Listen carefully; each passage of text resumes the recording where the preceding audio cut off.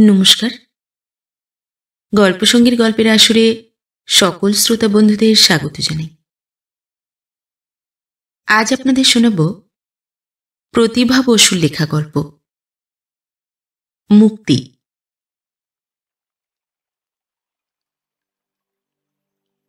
মেয়ের উপযুক্ত পাত্র সন্ধান করে করে অনাদিবাবুর স্ত্রী প্রায় পাগল হয়ে উঠেছিলেন। এতদিনে তার অবসান হল। মেয়ে তার সুন্দরী, শিক্ষিতা, গায়িকা, গুণের অন্ত নেই। আর সবচেয়ে বড় গুণ, বড়লোক বাপের একমাত্র সন্তান সে। এমন মেয়েরও কি পাত্রের অভাব হয়? কিন্তু হয়েছিল। মেয়ের না হলেও মায়ের বিচারে বাংলাদেশে পাত্রের বড়ই অকাল লেগেছিল। অবশেষে ভাবনা তার ঘুচল। অবশ্যই এ বিয়েতে সবিতার যে সম্মতি ছিল না তা তার মুখ দেখলেই বোঝা যেত। কিন্তু ওর কি বুদ্ধি আছে যে হেমলতার মতো একজন বিচক্ষণ মহিলা তার উপর এক তিলও গুরুত্ব আরোপ করবেন? আসলে যেমন বাপের মেয়ে তেমন তো হবে। স্বামীর বুদ্ধির উপর চিরদিনই হেমলতা দেবীর দারুণ অবজ্ঞা। অথচ একটা মাত্র সন্তান, সেটাও ঠিক তাঁরই প্রতিমূর্তি। যাক, বাপ মেয়েতে মিলে শেষ পর্যন্ত যে কোনো কেলেঙ্কারি না করে ভালোই ভালোই রাজি হলো, এই যথেষ্ট। এখন দুহাত এক করতে পারলেই শান্তি। 4টা না বাজতেই তিনি মেয়েকে তাড়া দিলেন। যা যা, এক্ষুনি প্রস্তুত হয়ে নে গিয়ে। প্রতাপ এসে বসে থাকবে নাকি? সবিতার সমস্ত মুখে একটা দারুণ অনিচ্ছা ও অসন্তোষের চেহারা ফুটে উঠল। কিন্তু মায়ের উপর কথা বলা তার অভ্যেস নেই। এক মুহূর্ত চুপ করে থেকে সুইচ টেপা কলের মতো সে বই রেখে তোয়ালে নিয়ে ঢুকলো এসে বাথরুমে সে তো স্বাধীন। দরজা বন্ধ করে চুপ করে বসে রইল দেয়াল ঘেঁষে। এই প্রতাপকে নিয়ে ঠিক কজন হলো? মনে মনে সে হিসেব করল। মনে পড়ল প্রথমবারের কথা। তখন কিন্তু তার ভালোই লেগেছিল। সবে 16 পা দিয়েছে। 22 বছর বয়সের সুন্দর সুবেশ ছিপছিপে যুবক সুধীরকে সে সরল অন্তঃকরণেই ভালোবেসেছিল। ভাবতে এখনো ভালো লাগে। কিন্তু শেষ পর্যন্ত মার পছন্দ হলো না। স্পষ্ট মনে আছে, মার শিক্ষা মতো প্রত্যাখ্যান করতে গিয়ে তার চোখ জলে ভরে গিয়েছিল। কথা বলতে বলতে গলা ভেঙে গিয়েছিল। তবু সে মার ইচ্ছার বাইরে পা বাড়াতে পারেনি। জোর করে বলতে পারেনি নিজের কথা। আর তার ঠিক 6 মাস পরেই অবনীপালিত আর নলিনাক্ষ রুদ্র একসঙ্গে। দুজনেই মার চোখে সমান প্রতিযোগী। অবনীপালিতের বাপের টাকার খ্যাতি বহুদূর বিস্তৃত, আর নলিনাক্ষ স্বয়ং আইসিএস। শেষ পর্যন্ত অবশ্যই খসল দুজনই, কেননা দুনৌকোই পা রাখা আর খাটল না। কিন্তু চিহ্ন রইল অনেক, শরীরে, মনে, আর দামি দামি উপহার। উপহারগুলোই শেষ পর্যন্ত মার সান্ত্বনা হল। এরপরে সেই চির লম্পট পান্না সেন। উফ! সবিতা শিহরিত হয়ে উঠল সে লোকটার কথা ভেবে। মন থেকে মুছে ফেলতে চাইল সেসব কথা। তারপর ঝর্ণা খুলে দাঁড়ালো নিচে। সমস্ত শরীর বেয়ে নামল শান্তির ধারা। টাকা, টাকা, টাকা। হেমলতা দেবীর আর যথেষ্ট মনে হয় না কিছুতেই। কিছুতেই তার সুখ নেই, শান্তি নেই, তৃপ্তি নেই। অবশেষে এই প্রতাপ। অনেকবার তিনি বড়শিতে মেয়েকে গেঁথে টোপ ফেলেছেন। কিন্তু টোপ যতই শাঁসালো হোক না, ঠুকরেছে সব চুনোপুটি। অন্তত তার তাই ধারণা। কিন্তু এই প্রতাপ, কে হিসেব করবে সে কত টাকার মালিক? দুষ্টু লোকের অটায় বটে ওটা অমানুষ। অমানুষ আবার কি? টাকাই পুরুষ মানুষের মনুষ্যত্ব, টাকাই স্ত্রীলোকের সুখ শান্তি। হ্যাঁ, বলবার মতো বটে তাঁর জামাই। কে না চেনে প্রতাপ সিংহের বাপ অমর সিংহ আর তার বাপ দীনদয়াল সিংহকে? কে কবে তল পেয়েছে তাদের 3 পুরুষের টাকার? হেমলতার এতদিনের প্রতীক্ষা সত্যিই সফল হল। অনাদিবাবু চোখের চশমা এঁটে ভাবতে বসলেন, এটা ঠিক হলো কিনা, এ বিয়েতে সবিতার সম্মতি আছে কিনা। জিজ্ঞেস করতে হবে। হ্যাঁ, জিজ্ঞেস তো করাই উচিত। বিয়ে হচ্ছে তার, ইচ্ছা অনিচ্ছা তো তারই, হেমলতার কি? সভয়ে তিনি একবার চারদিকে তাকালেন। কে জানে, হেমলতা আবার মনের কথাও শুনে ফেলেন। স্নান করে বেরিয়ে এলো সবিতা। মন তার শান্ত হয়েছে। এতক্ষণ বসে বসে সে চিন্তা করে দেখেছে, সুখ দুঃখ বলে সংসারে কিছুই নেই, সমস্তই মেনে নেওয়া না নেওয়ার প্রশ্ন। প্রতাপকে তার ভালো মনে হয় না, বেশ তো, নাইবা হলো ভালো, তাতে আর কি এসে যায়। বিয়ের পরে মুঠো মুঠো টাকা সে মাকে এনে দেবে, ব্যাস। সুখ কি, সে কি রকম, আর দুঃখটাই বা কিসের, যত সব মনের বিকার। মৃদু হেসে সে লম্বা চুল মেলে দিয়ে অত্যন্ত প্রশান্ত চিত্তে অনাদিবাবুর ঘরে এসে দাঁড়াতেই হেমলতা ব্যস্ত হয়ে উঠলেন। এখনো তোর হয়নি? কি আশ্চর্য, প্রায় 15 মিনিট ধরে প্রতাপ এসে বসে আছে। সবিতার মন এতক্ষণের চেষ্টাকৃত সংযমের বাঁধ ছিঁড়ে বেরিয়ে আসতে চাইল, কিন্তু হেমলতার চোখের দিকে তাকিয়ে বাঘের ভয়ে ভীরু হরিণের চকিত গতিতে সে ফিরে এলো প্রস্তুত হতে। প্রতাপ একেবারেই স্বাধীন। মা বাপের বালাই তার অনেকদিন আগেই চুকেছিল।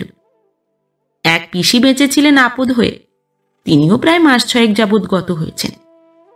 এটাও হেমলতার একটা আকর্ষণ। তিনি পছন্দ করেন না মেয়ের স্বাধীনতায় অন্য কোনো গুরুজন অন্তরায় থাকেন। বিবাহে যা কিছু সমস্ত প্রতাপকে একাই করতে হবে।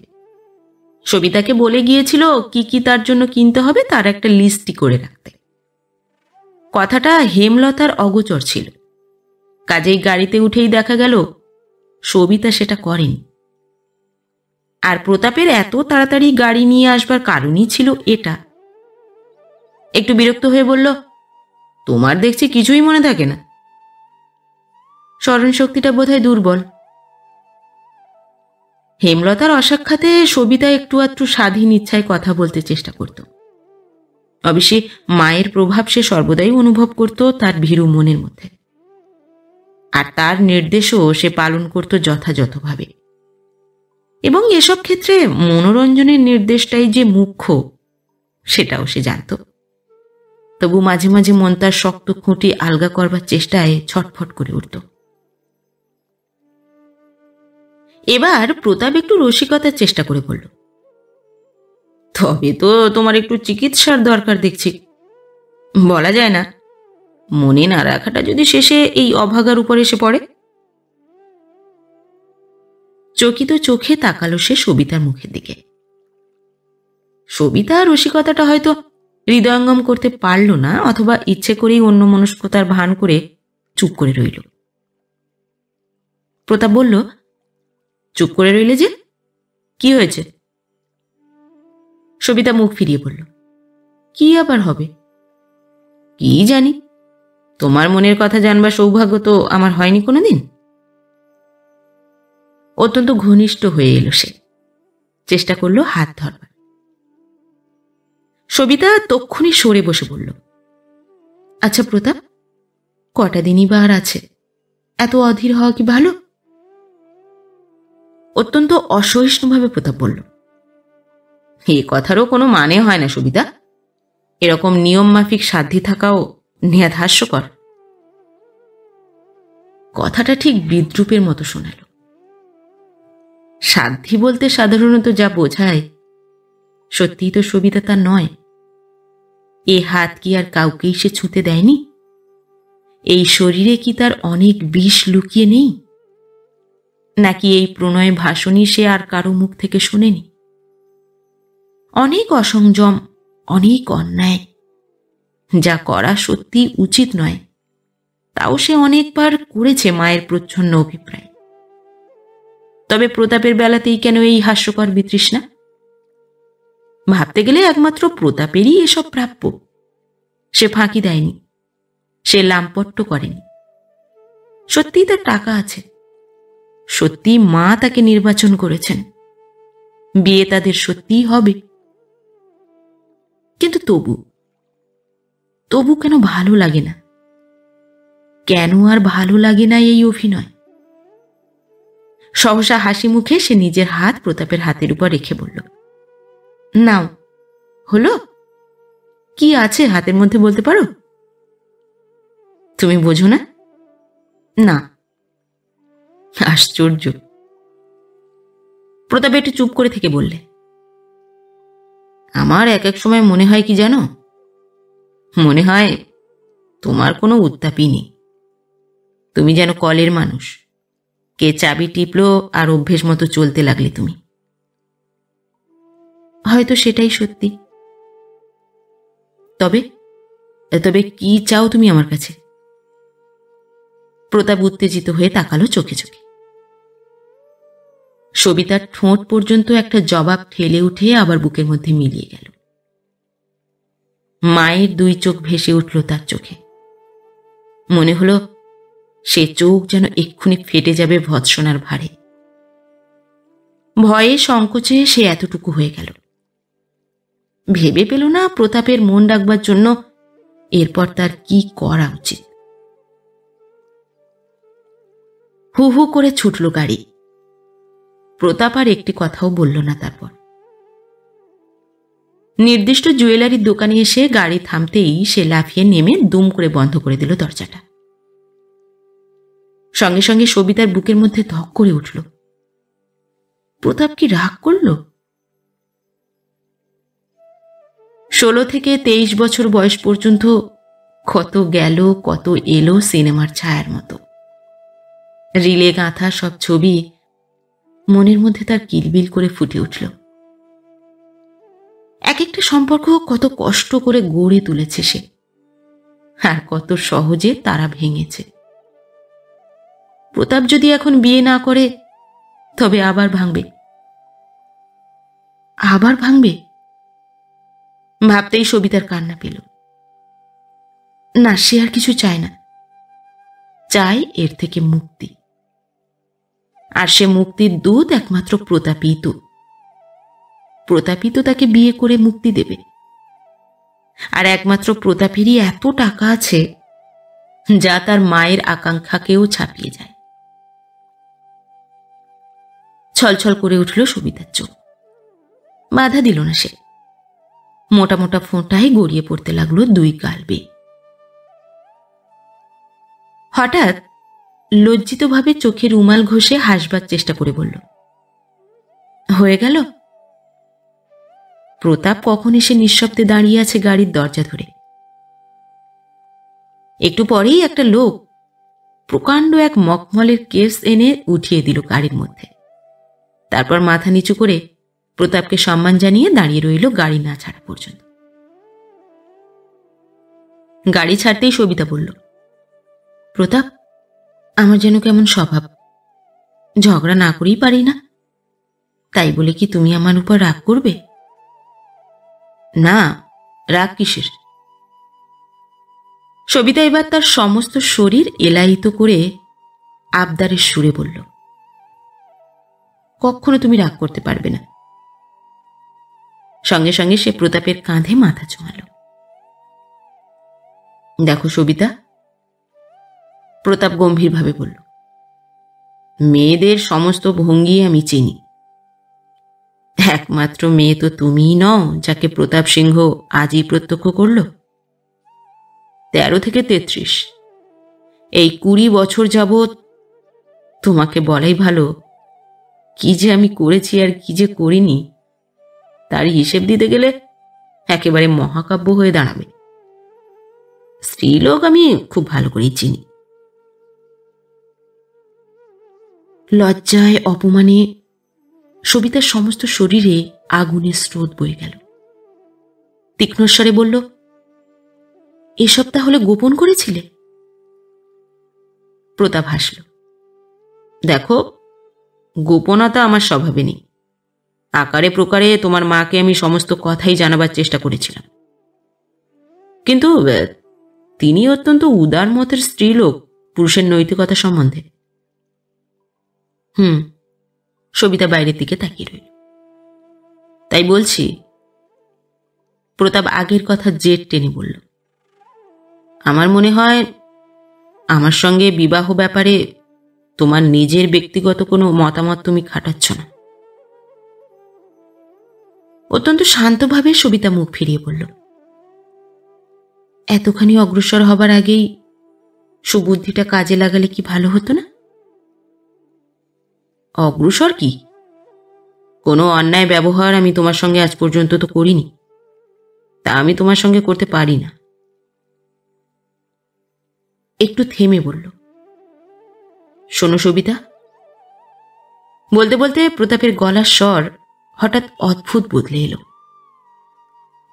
আমি এখন শান্তি চাই, আর সে শান্তি আমার তোমার মধ্যে। আমার ভালো নেই মন্দ নেই, একমাত্র তুমি যদি। গাড়িটা খচ করে থেমে গেল। সঙ্গে সঙ্গে প্রতাপ যেন সম্বিত ফিরে পেল। নিজের দুর্বলতা যে কখন কোন পথে আত্মপ্রকাশ করল, এ কথা ভেবে তার দোস্তুর মতো লজ্জা করতে লাগল। এ তো তার উদ্দেশ্য ছিল না। সিগারেট ধরিয়ে হাসি মুখে বলল, রামো রামো, কি সব বাজে কথা এতক্ষণ কাটল। কি, নামছ না যে? ও, গয়নার দোকানে নিয়ে যায়নি বলে বুঝি অভিমান হয়েছে? না না, এসো লক্ষ্মীটি, শাড়ি কেনা কি পুরুষের কর্ম? সবিতার ইচ্ছা করল না বাদানুবাদ করতে। নিঃশব্দে নেমে এলো গাড়ি থেকে। তারপর সবিতার ইচ্ছায় অনিচ্ছায় পছন্দে অপছন্দে মিলিয়ে এত শাড়ি প্রতাপ কিনল যে তার উদ্দামতায় দোকানিরা পর্যন্ত স্তম্ভিত হয়ে গেল। গাড়িতে উঠে প্রতাপ প্রফুল্ল মুখে বলল, তুমি নিশ্চয়ই ভাবলে যে টাকার দম্ভ দেখাচ্ছি, কিন্তু না, সত্যিই তা নয়। এই নিয়ে আরো অনেকবার আমার শাড়ি গয়না কিনবার দরকার হয়েছে, কিন্তু নিজের স্ত্রীর জন্য তো কখনো কিনিনি। এই কেনাতে যে এত আনন্দ লুকিয়েছিল তা কি আমি জানতুম? সবিতা কথা বলল না। প্রতাপ আবার বলল, স্পষ্ট বুঝতে পারছি তোমার ভালো লাগছে না এসব। তুমি মনের সঙ্গে মিলিয়ে নিতে পারছো না, কিন্তু কি করতে পারি তাও তো ভেবে পাই না। নিজের সুখ যাতে হয় তা আমি এ জীবনে ছাড়িনি। অন্যের সুখ দুঃখ ক্ষয়ক্ষতি কিছুই আমাকে বিচলিত করে না। কি করব বলো? এই আমার স্বভাব। আমি মানুষটাই এমন স্বার্থপর। একটু থেমে বলল, তবে আজকে ঠিক এই মুহূর্তে আমার মনের এমন একটা অবস্থা হয়েছে যাতে মনে হচ্ছে কারো জন্য কিছু করতে পারলে যেন ধন্য হয়ে যাই। যদি তুমি ইচ্ছে করো তাহলে এক্ষুনি এই মুহূর্তে আমি তোমাকে মুক্তি দিতে পারি। আমার মনে হচ্ছে এ বিবাহ একান্তই তোমার মায়ের ইচ্ছায়। প্রতাপ, একটা কথা শোনো। অত্যন্ত শান্ত ভঙ্গিতে মোটরের পিঠে হেলান দিয়ে বসে ততোধিক শান্তভাবে সবিতা বলল, আমাকে তোমার অতীত জীবন শুনিয়ে লাভ আছে? এ কথা আর না তোলাই ভালো। গুনে দেখো, মাত্র আর 4 দিন আছে মাঝখানে। এখন আর কোনো হাঙ্গামা বাঁধিও না। দয়া করে আমাকে স্থান দাও তোমার ঘরে। এর বেশি কোনো আকাঙ্ক্ষা, কোনো ইচ্ছা আর আমার নেই। এর উত্তরে প্রতাপ কিছু বলবার আগেই ড্রাইভার মুখ ফেরাল। সাব, চা পিনে কো জায়গা? যাবে? তোমার ইচ্ছে হলে চলো, সবিতা বলল। থাকবে নেই, তুমি যাও আলিপুর। অনাদিবাবু আলিপুরে থাকেন। হেমলতা দোতলার বারান্দায় দাঁড়িয়ে অপেক্ষা করছিলেন। তাদের আসতে দেখেই ঝুঁকে বললেন, তোমরা এরই মধ্যে চলে এলে? প্রতাপ নেমে হাত ধরে নামালো সবিতাকে। তারপর হাসি মুখে উপরের দিকে তাকিয়ে বলল, হ্যাঁ, শিগগিরই হয়ে গেল। বলতে বলতে সে আবার উঠে বসলো গাড়িতে। এ কি, তুমি নামবে না? সবিতা আশ্চর্য হয়ে জিজ্ঞাসা করল। না, ভালো লাগছে না। সে কি কথা? সবিতার মুখে উদ্বেগের ছায়া পড়ল। হেমলতা দেবী উপর থেকে ওদের কথা শুনতে পাচ্ছিলেন না, কিন্তু বুঝলেন প্রতাপ চলে যেতে চাইছে। ডাকলেন, সবি। উপরের দিকে চোখ তুলতেই তিনি প্রতাপকে ধরে রাখার ইঙ্গিত জানালেন। তৎক্ষণাৎ কলের মতো সবিতা বলতে লাগলো, না না, সে হয় না, তোমাকে নামতেই হবে। চা খাবে না? প্রতাপ হাসল। দুই চোখে অদ্ভুত এক তিরস্কার বিচ্ছুরিত হলো তার। তারপর কিছু না বলেই মুখ ফিরিয়ে নিল ওই জানালায়। ড্রাইভার গাড়িতে স্টার্ট দিল। মুহূর্তে গাড়ি অদৃশ্য হয়ে গেল সবিতার চোখের উপর। এবার নেমে এলেন হেমলতা দেবী। অত্যন্ত ব্যস্তভাবে বললেন, সে কি রে, প্রতাপ চলে গেল কেন? কিছু বলিসনি তো? চারদিক তাকিয়ে বলল, কই, কিচ্ছু যে দেখছি না। কেনাকাটা হয়নি? হয়েছে। কোথায় সেসব? একটু উদ্ধতভাবে সবিতা বলে উঠল, কি জানি, আমি জানিনি। বলেই থতমত খেয়ে গেল। মায়ের সঙ্গে ওভাবে কথা বলা তার অভ্যেস নয়। ভয়ে সে চুপ করে গেল। জানি নে মানে? হেমলতা ভ্রুকুটি করলেন। সবিতা ঢোক গিলল। ভুলে গেছে বোধহয় রেখে যেতে। মা, কি বলবো? সহসা সবিতা মায়ের মন জয় করবার পথটা যেন খুঁজে পেল। এত কাপড় আর গয়না ও কিনে এনেছে আমার জন্যে, যে তা দিয়ে বেশ বড় রকমের দুটো দোকান খোলা যায়। চকিতে হেমলতার মুখের ভাব বদলে গেল, কিন্তু ঠাট বজায় রেখে বললেন, আচ্ছা আচ্ছা, সে হবে খন, উপরে চল। পরের দিন সকালবেলা হেমলতা দেবী প্রতাপের আশায় ছটফট করে কাটাতে লাগলেন। জিনিসপত্রগুলো না দেখা পর্যন্ত যেন তার মন শান্ত হতে পারছিল না। সমস্ত প্রতীক্ষা ব্যর্থ করে সারাটি সকাল কাটল তার। প্রতাপ এলো না। ব্যগ্র হয়ে মেয়েকে জিজ্ঞাসা করলেন, হ্যাঁ রে, কালও এলো না, আজও এলো না, রাগটা করেনি তো? না, রাগ করবে কেন, বিকেলে নিশ্চয়ই আসবে। অনাদিবাবু চা খাচ্ছিলেন। সময়ে অসময়ে চা খাওয়া তাঁর অভ্যেস। বললেন, নাই বা এলো একবেলা, কত অস্থির হবার কি হয়েছে? চুপ করো তো তুমি। হেমলতা অস্বাভাবিক জোরে ধমকে উঠল।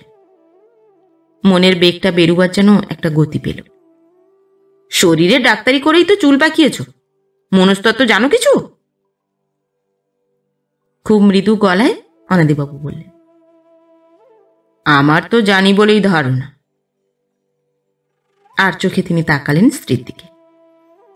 যদি জানতে, তবে নাকে চশমা এঁটে অহরাত্রি কেবল বই ঘেঁটেই দিন কাটাতে পারতে না। আমি হয়রান হয়ে গেলাম মেয়েটার বিয়ে নিয়ে, আর তুমি কি করছো? আমি যে কিছু করিনি, সেটাই তো আমার মনস্তত্ত্ব জ্ঞানের পরিচয়। যাও যাও। হেমলতা বিরক্ত হয়ে উঠে গেলেন। প্রতাপ কিন্তু বিকেলেও এলো না, পরের দিন সকালেও না। বিকেলের দিকে হেমলতা ফোন করলেন। প্রতাপকে পাওয়া গেল না। সবিতার মনেও যথেষ্ট উদ্বেগের ছায়া পড়েছিল। তার চোখে মুখেই সে কথা ছড়ানো। পরশু তাদের রেজিস্ট্রেশন, অথচ প্রতাপের হলো কি? পরের দিন রবিবার। বন্ধু বান্ধবের আনাগোনা, শুভেচ্ছা জ্ঞাপনের পালা সমস্তই আরম্ভ হয়ে গেল, কিন্তু প্রতাপ এলো না।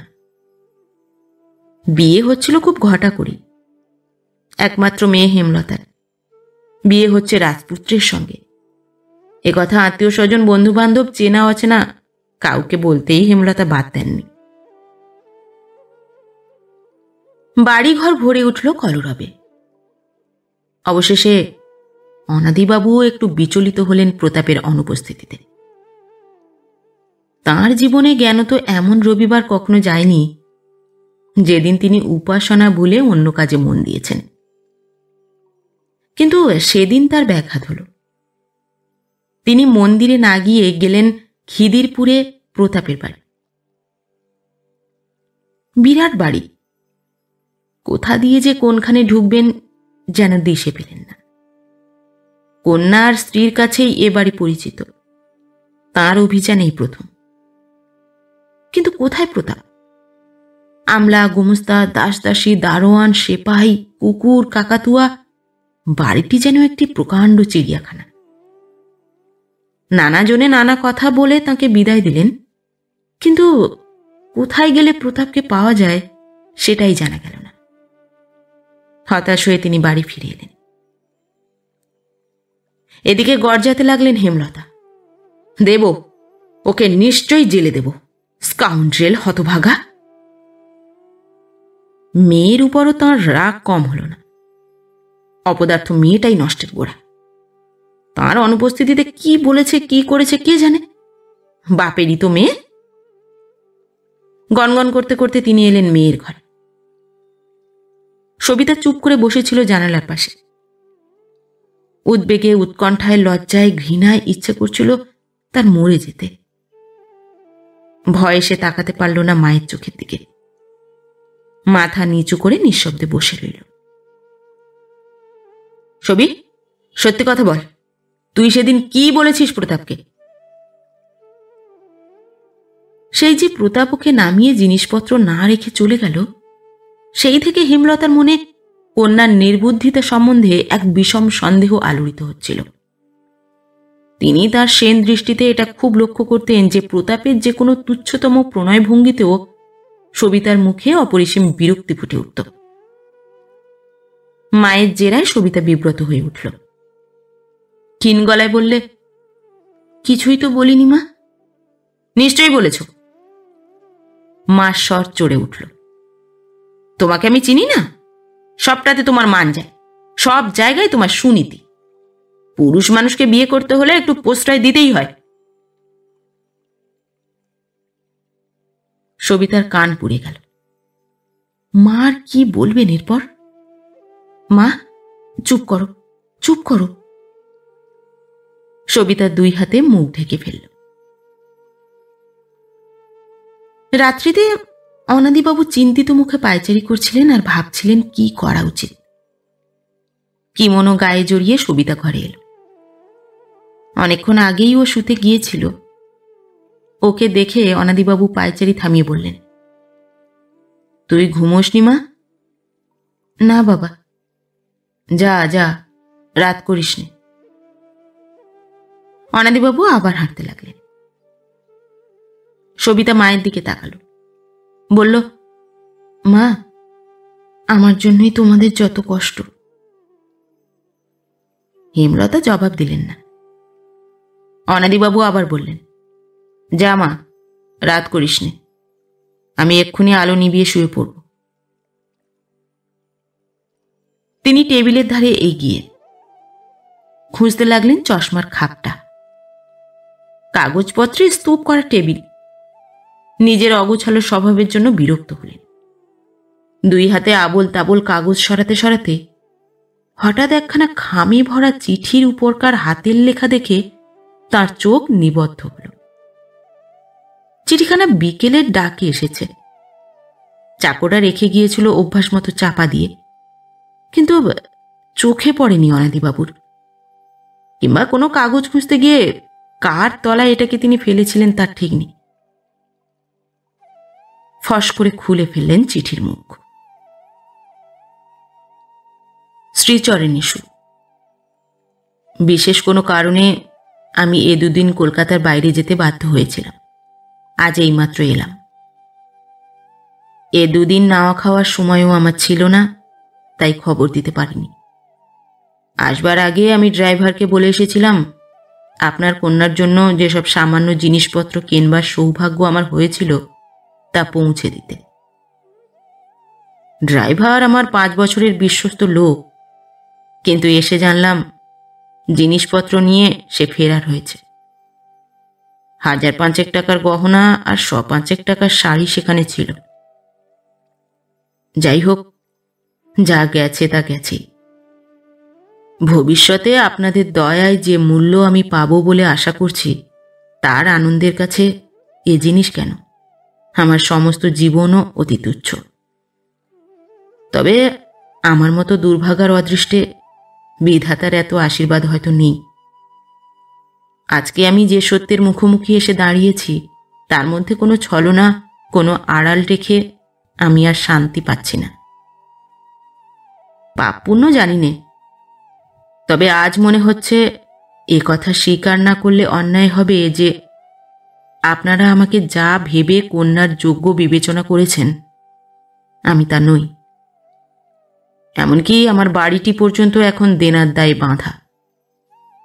মায়ের অজস্র গহনা বিক্রি করে করে এতদিন তবু চলছিল, কিন্তু তাঁর শেষ গহনাটির বিনিময়েই সেদিন আমি সবিতার জন্য কিছু কিনেছিলাম।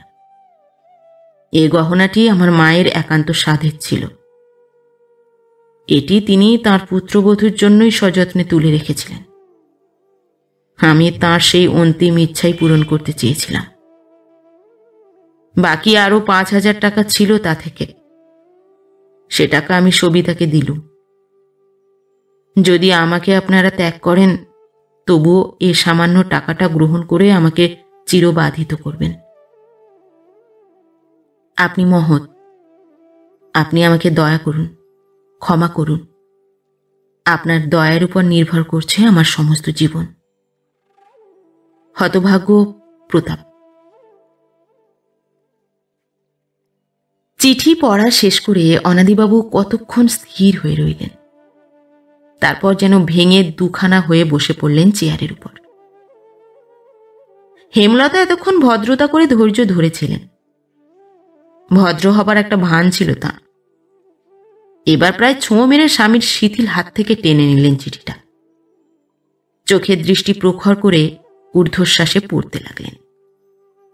পড়তে পড়তে তাঁর নাসারন্ধ্র স্ফীত হয়ে উঠল। নিঃশ্বাসের ঘনতা বাড়ল। পাউডারের প্রলেপ ছাপিয়ে বার্ধক্যের রেখাগুলো স্পষ্ট চেহারা নিল। অসম্ভব উত্তেজিত হয়ে তিনি খাট থেকে নামলেন। চিঠিটাকে দুমড়ে মুচড়ে এইটুকু করে ফেললেন হাতের মুঠোয়।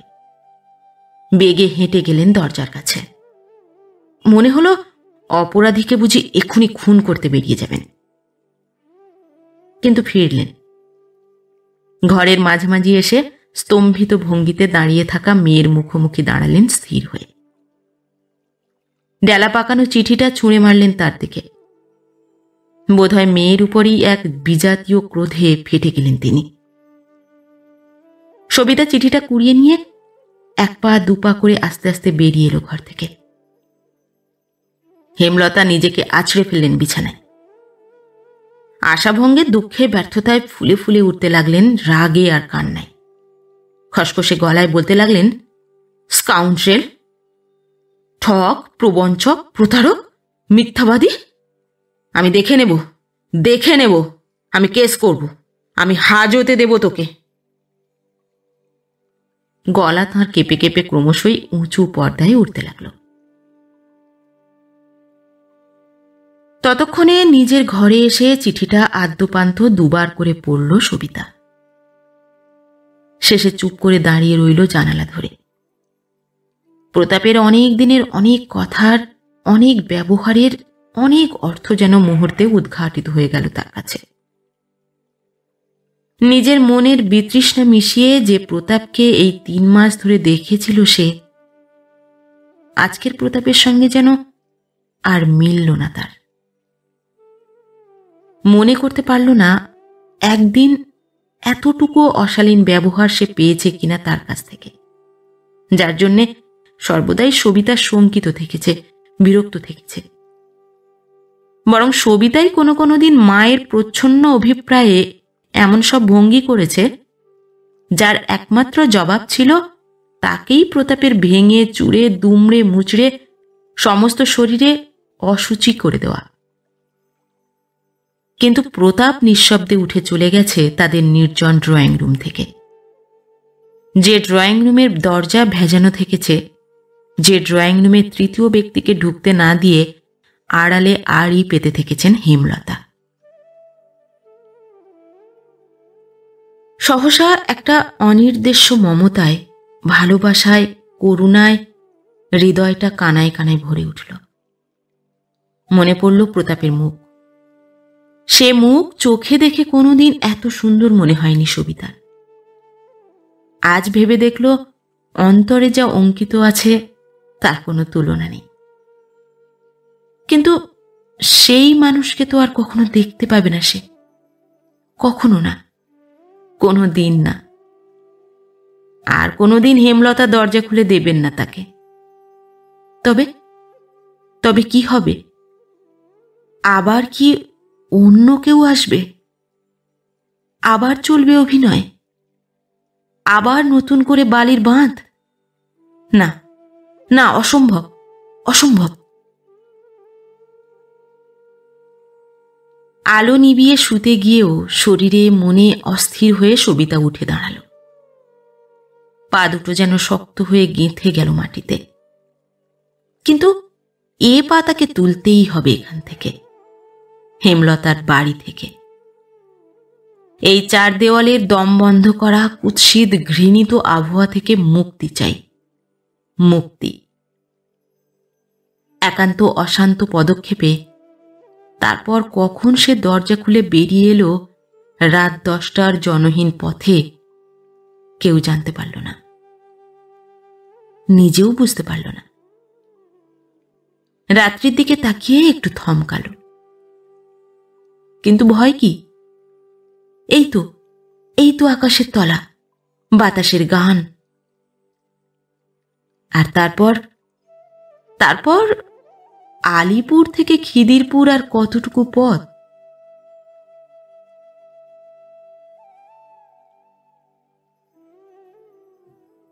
নমস্কার।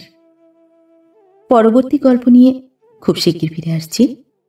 ততক্ষণ সবাই ভালো থাকবেন, সুস্থ থাকবেন। গল্প পাঠ কেমন লাগলো অবশ্যই কমেন্ট করে জানাবেন, এবং ভিন্ন ভিন্ন স্বাদের অডিও স্টোরি শোনার জন্য অবশ্যই চ্যানেলটি সাবস্ক্রাইব করবেন। ধন্যবাদ।